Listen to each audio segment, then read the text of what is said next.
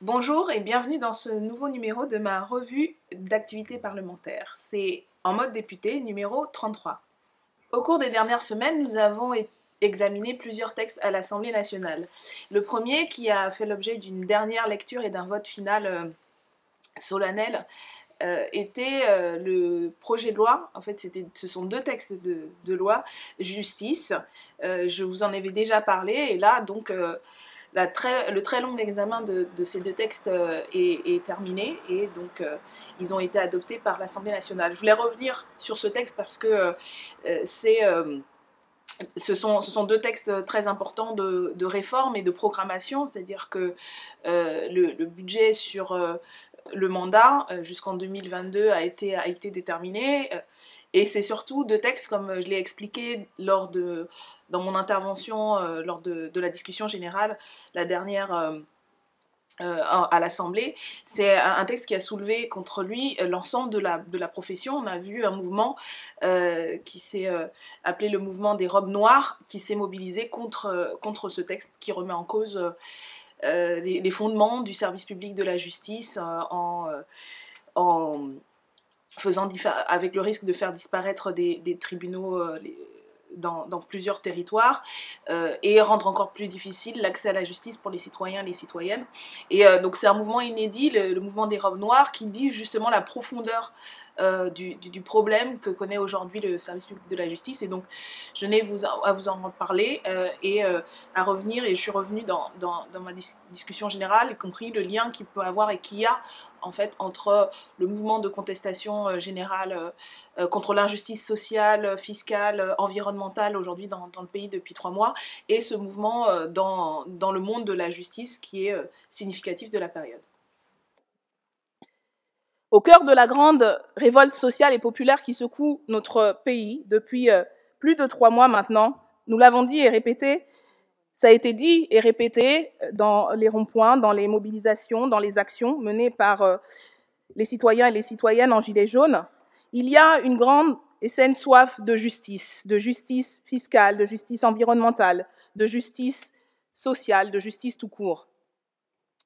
Audre Lorde, poétesse états-unienne dont c'est aujourd'hui l'anniversaire, disait, je cite, « If I cannot hear this pain and alter it, I will surely die of it. That's the beginning of social protest. » En français, « Si je ne peux pas exprimer cette douleur et la modifier, j'en mourrai certainement. » C'est ça le début de la protestation sociale. Sans justice, mesdames et messieurs les députés de la majorité, il n'y a pas de paix sociale, ni possible, ni souhaitable. Si vous voulez la paix sociale et républicaine, rétablissez la justice républicaine et votez donc en faveur de cette motion de renvoi en commission. Autre texte de loi dont vous avez peut-être entendu parler, qui était discuté à l'Assemblée nationale, cette fois donc en première lecture pour un premier passage, c'est le projet de loi sur l'école, intitulé « Pour une école de la confiance ». Comme l'a expliqué ma collègue Sabine Rubin, quand elle a fait la discussion, l'explication de vote sur le texte, en vérité, le ministre Blanquer ne prétendait pas faire un grand texte de loi, et en vérité, il aurait très bien pu s'en passer, parce que ce n'est à la fois ni un grand texte, ni un texte très utile, puisque à travers quelques articles, il remet en cause la liberté des enseignants, il fragilise et précarise le statut avec la mise à la place des enseignants de personnel précaire, et puis il va continuer à développer et à accélérer la mise en place d'une école à 2 vitesses. C'est pour ces raisons que nous nous sommes opposés avec de nombreux enseignants et personnels de l'éducation nationale, dont par exemple des directeurs et directrices d'école, qui vont voir leur statut disparaître, étant mutualisés avec notamment des collèges. Il y a une mobilisation dite des stylos rouges qui s'oppose à cette réforme, ainsi que beaucoup de professionnels de la justice. Et donc nous sommes opposés en première lecture au texte, en proposant, comme c'est notre habitude aussi, de nombreux amendements pour améliorer le texte, et puis donner surtout à l'éducation nationale les moyens de cette tâche immense, de cette tâche fondamentale qui est d'accueillir et de donner une éducation au plus grand nombre de des enfants dès le plus jeune âge, dès 3 ans, puisque l'âge de l'instruction obligatoire a été allongé à 3 ans. Nous sommes pour que, y compris, ça aille de 3 ans à 18 ans. Mais nous pensons que c'est important que dès le plus jeune âge, il y ait l'apprentissage de la socialisation et que cette scolarité soit jusqu'à 18 ans. Pour autant, que les moyens, encore une fois, les moyens humains financiers soient au rendez-vous, ce qui n'est malheureusement pas le cas, puisque aujourd'hui, l'éducation nationale n'a pas assez d'enseignants, n'a pas assez de personnel éducatif, n'a pas assez de médecins scolaires, etc. Et ce gouvernement, dans sa logique budgétaire, austéritaire, n'en a pas plus donné que les précédents, certainement pas pour répondre aux besoins de scolarité. Lors des dernières semaines, nous avons aussi eu l'occasion de débattre à l'Assemblée nationale du projet de chantier minier en Guyane qui s'appelle le projet dit de la Montagne d'Or. C'est un grand projet minier qui est en préparation et qui va consister en fait à intervenir sur un territoire qui est écologiquement extrêmement important, puisqu'il s'agit de la forêt équatoriale, d'un espace qui est près d'une zone protégée, et donc pour une exploitation d'or, une exploitation aurifère, qui voit contre elle en fait une très grande majorité aujourd'hui des habitants et de la population de Guyane, un très grand nombre d'associations qui se mobilisent sur cette question depuis des mois, mais sur lequel le gouvernement, M. Emmanuel Macron, le président, a indiqué qu'il souhaitait que le projet se continue, et le président actuel, le ministre actuel de la transition écologique, qui est en vérité le ministre de la trahison écologique, on peut le dire, tourne autour du pot pour éviter de se prononcer et de mettre un terme à ce projet. Je suis intervenue, j'ai posé une question après l'intervention de ma collègue Mathilde Panot lors du débat qui avait été en fait initié par un député de la Guyane, Gabriel Serville. Et dans ce débat, nous n'étions d'ailleurs pas les seuls. La majorité en fait des groupes qui se sont exprimés ont été critiques, voire opposés en fait au projet. Et donc voilà, on a un projet qui fait l'unanimité contre lui, des associations, de la population, des parlementaires, et pourtant le gouvernement continue à essayer de gagner du temps pour ne pas arrêter ce projet. Et je vous laisse écouter l'intervention qui résume un peu la situation que j'ai faite lors du débat parlementaire. Les données sont simples et claires, ce qui devrait vous permettre de trancher sans s'embarrasser d'excuses sur la complexité. Je les rappelle. Le projet de mine aurifère, dit de la Montagne d'Or, c'est une fosse de 2,5 km de long, 500 mètres de large et 400 mètres de profondeur, en pleine forêt équatoriale, à proximité de 2 réserves biologiques intégrales dans le nord-ouest de la Guyane. Ce sont 420 millions d'euros d'investissement public, dont l'impact économique apparaît bien incertain et dérisoire. On parle de 750 emplois directs sur 12 ans dans un territoire où 19 000 personnes sont touchées par le chômage, d'autant plus au regard de ses conséquences écologiques et sociales désastreuses. 47 000 tonnes de cyanure déversées, 57 000 tonnes d'explosifs employés, 2 000 hectares de forêt détruites. C'est une consultation de façade, selon les termes de la Commission nationale consultative des droits de l'homme dans son avis de 2007. Le mépris des populations qui sont les premières concernées et ont été les premières mobilisées aux côtés de la centaine d'associations guyanaises, nationales et internationales qui sont réunies au sein du collectif Hors de question et qui s'opposent à ce projet fermement, résolument depuis 2016 et dont nous saluons l'action. En résumé, ce projet, ce sont des droits d'exploitation, de prédation et de spoliation qui seraient accordés par l'État au consortium russo-canadien Nordgold-Columbus Gold contre les droits des populations, leurs paroles, leur santé, leur lieu de vie et la préservation de l'environnement. D'autres collègues l'ont rappelé, la décision rare rendue par le comité onusien pour l'élimination de la discrimination raciale, qui avait été alerté par l'Organisation des Nations autochtones de Guyane, indiquait une grande préoccupation du fait du manque de considération à l'égard des peuples autochtones. Ce comité appelait à suspendre ce projet en l'absence du consentement libre, préalable et éclairé de tous les peuples. Ainsi donc, la réponse, vous pourriez la donner dès aujourd'hui, Monsieur le ministre. Il n'y a aucun intérêt environnemental à ce projet, ce grand projet inutile et dangereux. Le seul bénéfice économique substantiel sera tiré par les multinationales.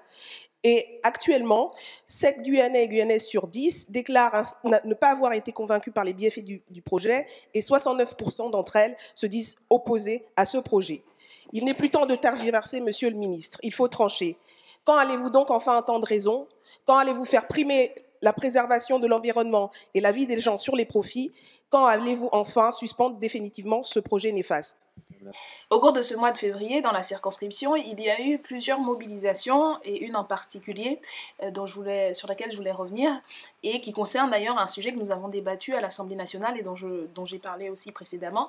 Ce sont des mobilisations contre des fermetures de classes. Il y a aujourd'hui, dans le 18e et le 19e arrondissement, et d'ailleurs ailleurs dans Paris, beaucoup de fermetures de classes qui sont annoncées pour globalement en fait des raisons démographiques. Ce qui est mis en avant souvent par le rectorat, ce sont des raisons de baisse de la démographie scolaire, qu'il y a moins d'enfants qui sont inscrits. Ce sont des baisses des dotations horaires globales qui sont données aux écoles, aux collèges ou au lycée, mais qui se traduisent en fait paradoxalement par le fait que la répartition des élèves dans le nombre de classes qui restent fait qu'il y a un taux plus important d'élèves dans les classes, et donc ce qui rend les conditions et d'études et d'enseignement beaucoup plus difficiles. En vérité, la question de la démographie scolaire devrait alerter à plusieurs titres, notamment parce que ça signifie que beaucoup de familles aujourd'hui n'ont plus les moyens de vivre à Paris, de familles de classe moyenne, de familles des classes populaires, et donc quittent la capitale qui aujourd'hui ne permet pas de vivre décemment, dignement quand on a un ou deux enfants aujourd'hui. Donc ça devrait déjà interpeller. Mais ça pourrait aussi justement permettre que, au moins dans les écoles, quand il y a un petit peu moins d'enfants au niveau global, ça puisse permettre de faire un meilleur suivi justement des classes et que le nombre d'élèves par classe puisse baisser, ce qui est une condition importante si on veut un meilleur accompagnement, notamment des élèves qui vont être le plus en difficulté, et de l'école préélémentaire jusqu'au lycée, plus on a d'élèves et moins l'accompagnement est de bonne qualité, pas parce que les professeurs sont moins bons, mais tout simplement parce que au-delà de 20 élèves, c'est difficile de faire cet accompagnement. Bref, les raisons qui sont mises en avant par le ministère pour justifier ces fermetures n'ont absolument aucune justification réelle et ont surtout pour conséquence des difficultés supplémentaires. Voilà pourquoi de nombreux parents, de nombreux enseignants, personnels de la communauté éducative et élèves se mobilisent depuis plusieurs mois à Paris. Pour citer quelques exemples, vous avez dans le 19e arrondissement l'école préélémentaire de la rue Palestine, vous avez le collège Edmond Michelet, vous avez sur le sujet de la fragilisation d'établissements scolaires, le lycée Hector Guimard, qui bénéficie d'un certain nombre de soutiens et d'accompagnement dont il pourrait ne plus bénéficier à la prochaine rentrée, encore une fois pour des raisons budgétaires, alors que c'est un lycée, l'un des deux seuls lycées professionnels sur les questions de bâtiments et de patrimoine, où je me suis rendue à plusieurs reprises depuis le début du mandat lors de leur journée porte ouverte, et qui font un travail extraordinaire. Et donc là aussi, pour des raisons budgétaires, ils risquent de perdre une partie de financement et une partie de leur statut qui permet un meilleur accompagnement des élèves. Donc ça, c'est dans le 19e. Dans le 18e, je pourrais citer le cas du collège Daniel Meyer, qui s'est aussi mobilisé depuis plusieurs plusieurs rentrées contre des fermetures de classes. Donc je voulais rappeler le soutien, j'ai interpellé le ministère, le rectorat sur ces questions-là en apportant mon soutien aux parents et aux enseignants qui sont mobilisés. Et c'est vraiment la traduction d'une politique éducative qui est omnibulée par une logique budgétaire d'austérité et où d'un côté le ministère va mettre en avant le dédoublement des classes de CP dans certaines zones, ce qui est très bien, mais ça va se faire au détriment du reste du territoire et des villes, etc., des communes, ce qui est vraiment complètement illogique. Ce dont on a besoin, c'est plus de moyens pour l'ensemble de l'éducation nationale. Je voulais revenir aussi sur un déplacement que j'ai effectué. Donc là, c'est en dehors de la circonscription, mais ça fait partie aussi de ma fonction d'être élu d'un territoire, mais d'être le député de la nation et du coup de représenter aussi les citoyens, les citoyennes sur l'ensemble du territoire. Et donc à ce titre, je me suis rendue dans l'Allier, dans la ville de Montluçon. J'ai été invitée par des citoyens et citoyennes pour participer à des débats et à une réunion publique.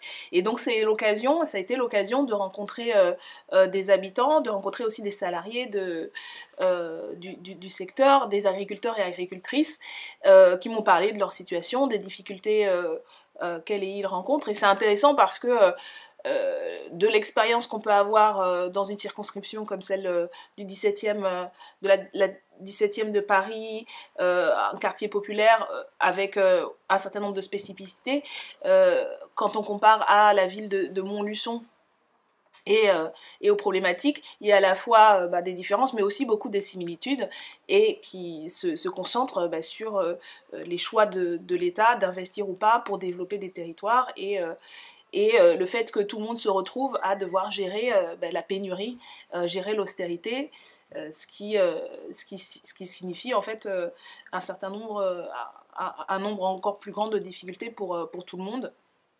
Et donc c'est notamment le cas pour les agriculteurs et agricultrices. J'ai eu l'occasion donc à la fois de faire des réunions publiques, mais aussi de visiter un marché de la ville, et où j'ai rencontré deux agricultrices, l'une qui a une petite exploitation qu'elle a repris de ses parents, de son père, et qui en fait n'arrive pas à s'en sortir parce que les aides ne sont pas données aux petits agriculteurs, et elle est sous la coupe des prêts et des tarifs qui sont imposés par les distributeurs, etc. Elle n'arrive vraiment pas à s'en sortir, alors qu'elle essaie de justement faire une production à taille humaine et de répondre aux besoins alimentaires, et elle ne s'en sort pas, tout comme d'autres dans ce secteur. J'ai aussi l'occasion de rencontrer une agricultrice qui travaille dans le bio, l'agriculture bio et paysanne, avec une démarche qui est construite depuis plusieurs années, et où elle s'en sort plus ou moins, mais où il n'y a vraiment pas une vision. En tout cas, elle déplore le manque de vision stratégique globale aujourd'hui du gouvernement, des gouvernements précédents aussi, pour changer fondamentalement la production et l'organisation de l'agriculture en France. Je voulais enfin revenir sur deux mobilisations importantes de différents types, mais qui, à mon sens, convergent. La première, c'est celle de l'association Droit au logement et les familles de mal logés ou de sans logis qui, aujourd'hui, à Paris, occupent un gymnase au 18 rue Roquépine, dans le 8e arrondissement. Il semble que c'est le 8e arrondissement. Et donc, c'est une occupation où je me suis rendue, que j'ai soutenue, ainsi que ma collègue camarade Danielle Simonet, qui est conseillère de Paris. Et donc, les membres de l'association Droit au logement, ainsi que les familles, occupent parce qu'elles dénoncent le fait qu'il y a toujours des personnes, des familles qui sont sans logis, qui sont mal logées. J'ai notamment discuté avec une personne, un monsieur qui était habitant du 19e arrondissement, qui vivait dans cet arrondissement et dans son logement depuis, de famille depuis les années 30, qui nous a dit, voilà, sa famille était installée là depuis les années 30, et qui aujourd'hui est à la rue, tout simplement parce que le logement a été vendu à la découpe, et il a été expulsé quasiment du jour au lendemain. Et donc ça, ce sont des histoires qui sont multipliables à foison.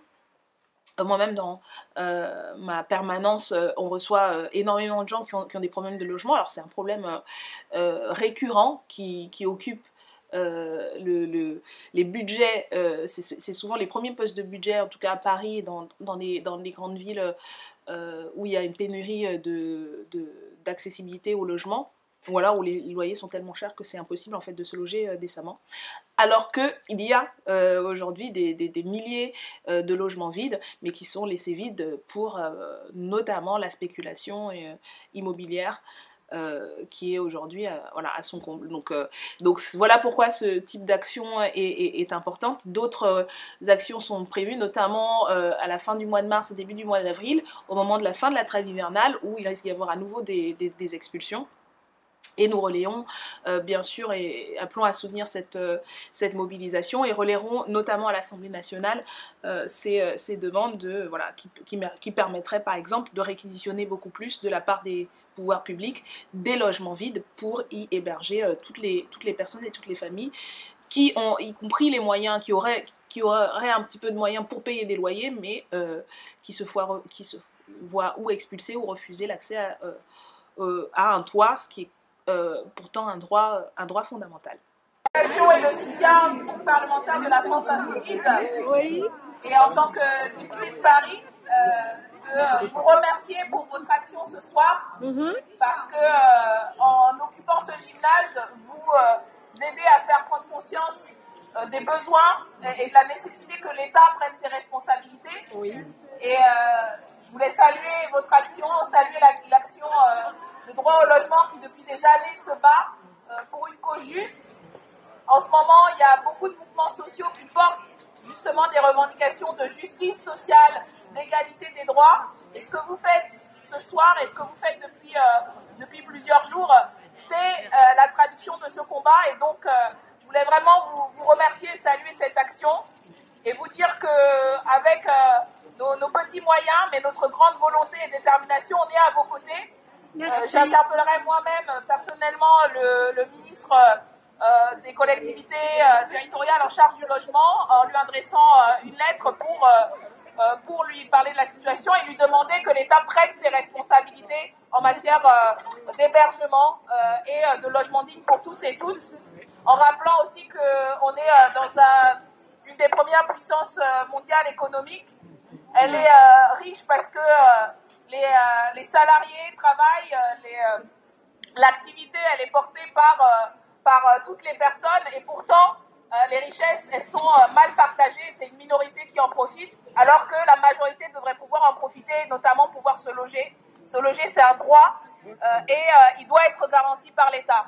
L'autre mobilisation que je souhaitais saluer et sur laquelle je voulais revenir parce qu'elle ouvre aussi des perspectives pour la suite est la mobilisation menée par des étudiants et des élèves depuis plusieurs semaines aujourd'hui en France et en Europe, et qui s'est donné pour slogan « Fin du mois, fin du monde, même combat », où il y a une prise de conscience extrêmement clair de la part de la jeunesse des enjeux de la transition écologique, de l'urgence que les États, les politiques mettent en place une véritable transition qui permettrait de s'adapter au changement climatique qui est aujourd'hui entamé, qui va s'accélérer, et par rapport auquel les États aujourd'hui sont complètement à côté de la plaque et ne prennent pas la mesure du problème.